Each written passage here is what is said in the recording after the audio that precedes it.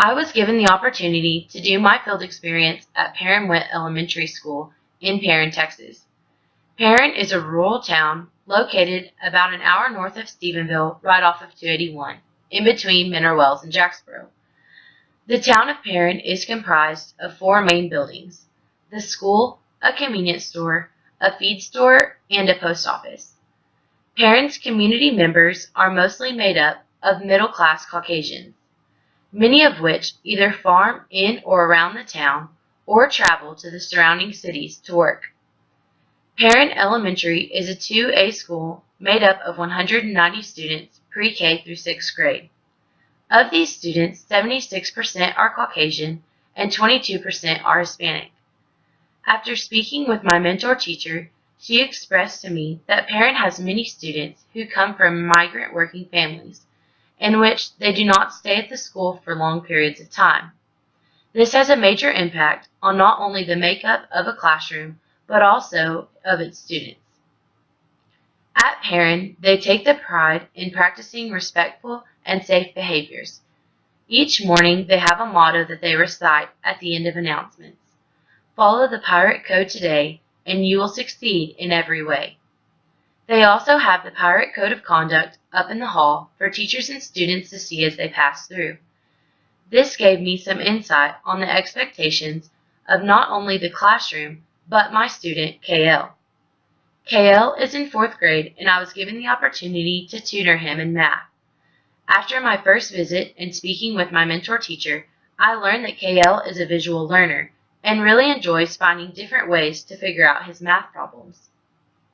These ways do not always lead him to the right answer, which is his biggest struggle. I noticed KL using his hands a lot while counting. I helped him by using those skills he was comfortable with and adding to them by showing him some of the hand tricks that I have learned for multiplication. I also learned that KL did better when he was not pressured to keep up with the class. While I was there, we went through the same problems as the class, but at a speed in which he was comfortable. While KL was a visual learner, I started to look into what approaches my mentor teacher took to assist with students of different learning approaches. For visual learners, my mentor teacher had different math posters around the room. She also starts off each lesson with a video that has different visuals on not only how to do the problem, but also what you can relate the problem to.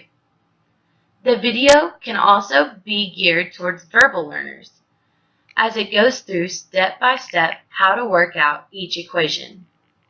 She also uses whiteboards and math games as races, and which appeals to kinesthetic learners. They are able to use the whiteboard to display their answers and also use the smartboard to write on to show the class. In the room, my mentor teacher does warm-ups at the beginning of each class, which reflects on the things that they have learned, but also goes into the things that they will be learning during that day. One thing that stuck out to me in the warm-ups was that they normally have a word problem in which students have to use some prior knowledge of things outside the classroom and some of the things that they're learning within the classroom to answer. Many of these problems are surrounded around money, banks, and loans. It was very interesting to listen to the students share some of their bank and money experiences. My mentor teacher uses the warm-ups and workbooks to assess what the students are learning. She uses the textbook and online modules to plan for the lessons.